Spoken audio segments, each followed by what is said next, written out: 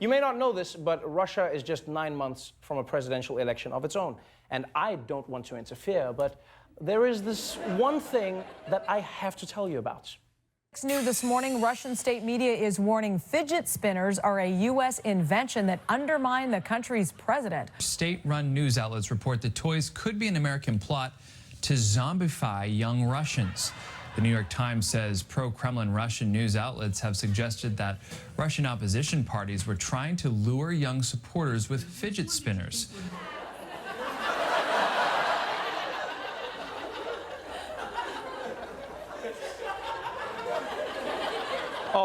Sorry, what? What were we? Oh, yeah, fidget spinners. Sorry, I got distracted. Russia is banning fidget spinners. And just like that, there goes Russia's reputation as a fun country. The reason Russia is banning fidget spinners is because at an anti-Putin rally, a bunch of people were giving out free fidget spinners, right? So Putin was like, fidget spinners means you're against me. And then Putin's opponent just went with it. He's like, yeah, everyone with a fidget spinner supports me. So now, according to Vladimir Putin, everyone in the world with a fidget spinner opposes him. Which is a great excuse for school kids, if you think about it. Just like, hey, young man, put down that spinner. It's like, not until the Russian people are liberated from the tyrannical regime, teach. Yeah. This is genius. It's genius when you think about it, right? Every other resistance movement should have done the same thing. You just tie yourself to a popular fad and make it look like it's bigger than it is. Like Nelson Mandela should have been out there giving a speech going, Pokemon is about fighting the oppressors. They cannot catch us all. They can never. But it turns out fidget spinners aren't the only thing Russia is toying with. This morning, a striking new revelation. A White House official telling NBC News President Trump had a previously undisclosed conversation with Russian President Vladimir Putin at this dinner held for world leaders at the G20 Summit in Hamburg, Germany. Video shows Mr. Trump taking his seat across the table from Mr. Putin and First Lady Melania Trump. Later on, Mr. Trump reportedly left his seat to go to speak with Mr. Putin for nearly an hour, using Mr. Putin's translator. You know, I'm starting to think Donald Trump never wants us to stop talking about Russia. Because then we'd start talking about the fact that he doesn't know how to be president. Like, the funny thing is, we can talk about both, Donald. We can talk about both.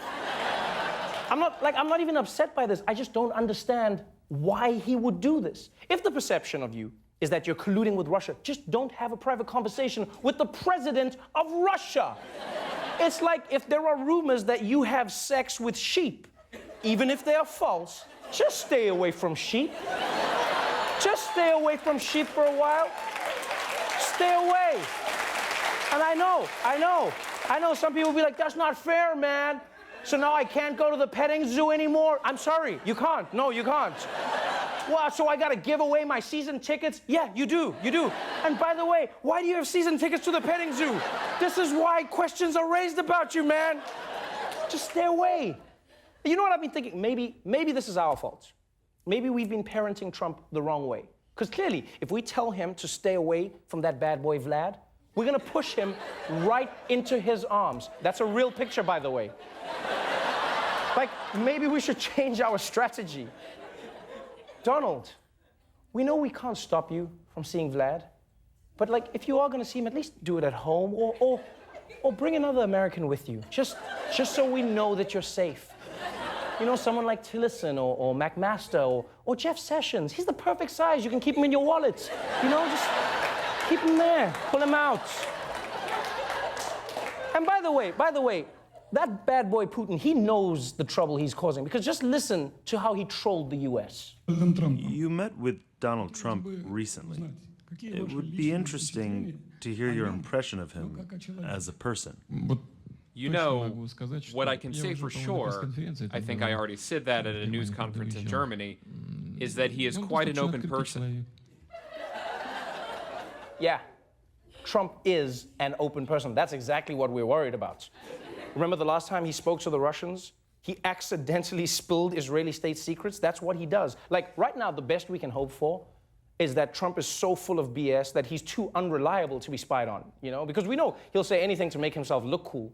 And Putin will be like, so Donald, how many nuclear submarines do you have now? And Trump will be like, let me tell you, Vlad, we have literally millions of submarines.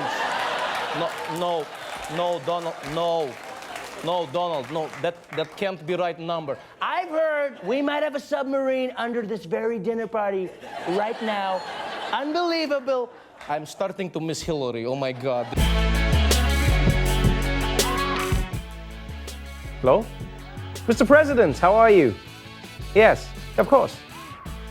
Oh, you want me to let people know they can watch full episodes of The Daily Show for free anytime with the Comedy Central app or at thedailyshow.com? Yes, of course. Yes, I know I'm fake news. All right. Love you too. Bye-bye.